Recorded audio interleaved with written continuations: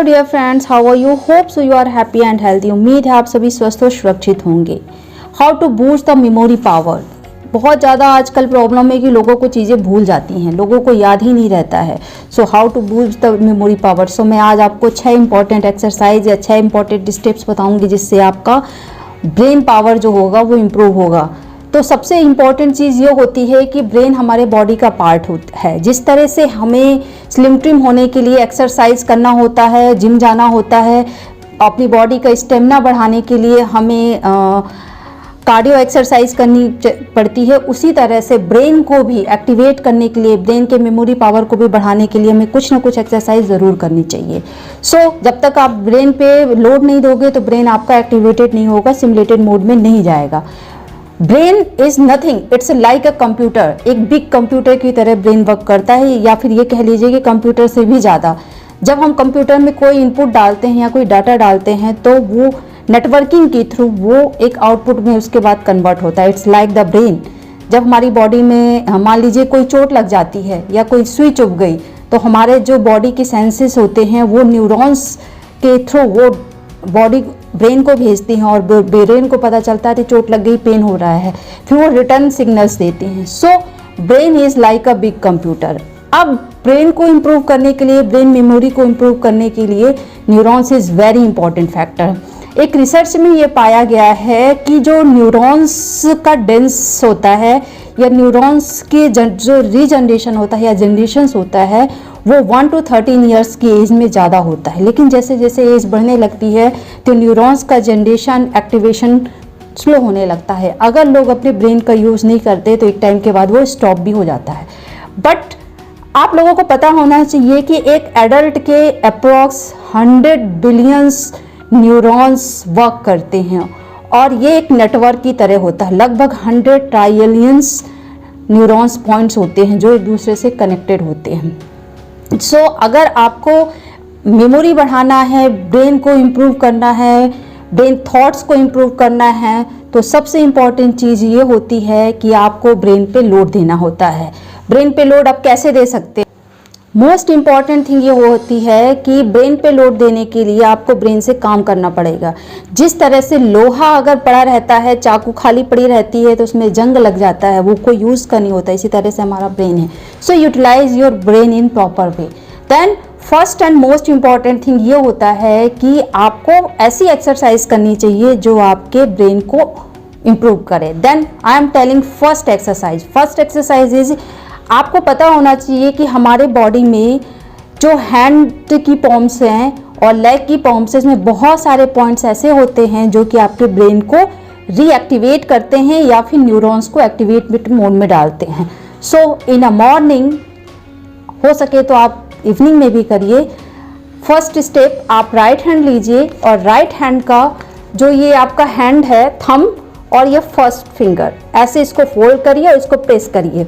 1, now 2, 3, hold for some time, 4, 1, 2, 3, 4, 1, 2, 3, 4. Do this exercise in 20 to 25 times in a daily. After second exercise I will tell you. Thumb and this, इसको आप press कुछ देर तक करो ऐसे, again and again, again again again. कोई भी चीज़ जब आप करते हो, जैसे कि जब आप जा रहे हो, जिम जा रहे हो अपना वेट लॉस करने के लिए या फिर आप एक अच्छी बॉडी पाने के लिए, तो एक दिन में तो आप पतले हो नहीं जाते हो। इसी तरह से आप एक दिन में आपको रिजल्ट नहीं दिखेगा, लेकिन आफ्टर कुछ मंथ बाद आपको पता चलेगा कि आपका जो मेमोरी लेवल है, आपका जो ब्रेन, वो बढ़ गया है।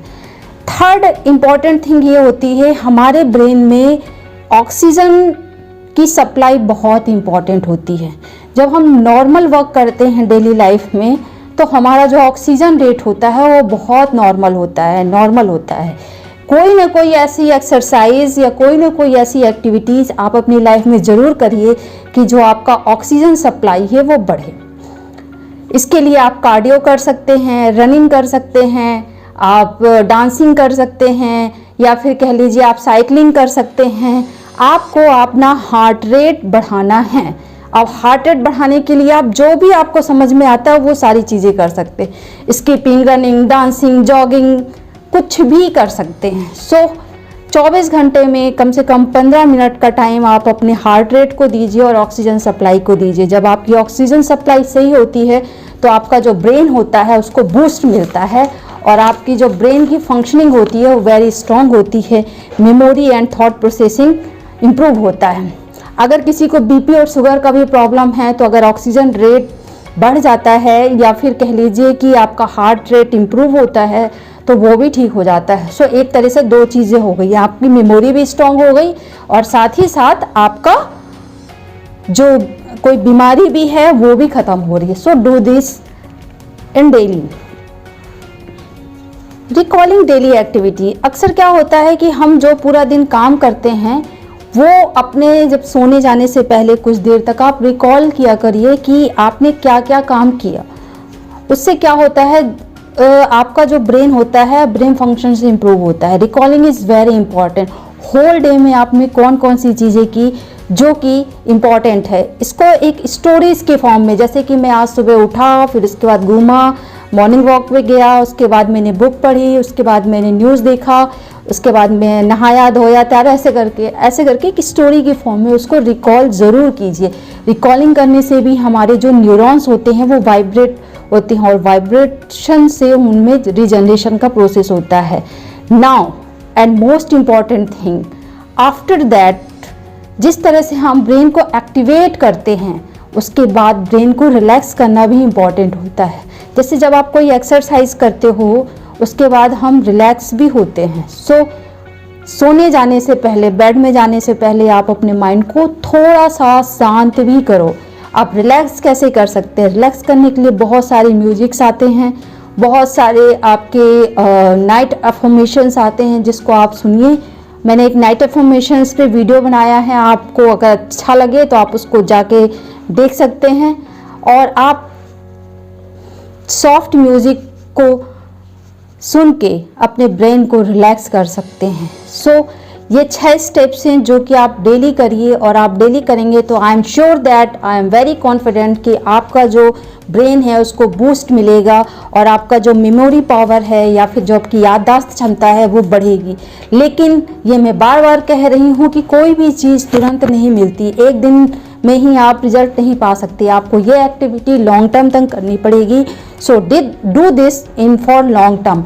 और जैसा कि मैंने आपको कहा कि जब हम कोई अच्छी चीज़ें जानते हैं और कोई अच्छी इन्फॉर्मेशन मिलती है तो उसे हमें शेयर करना चाहिए।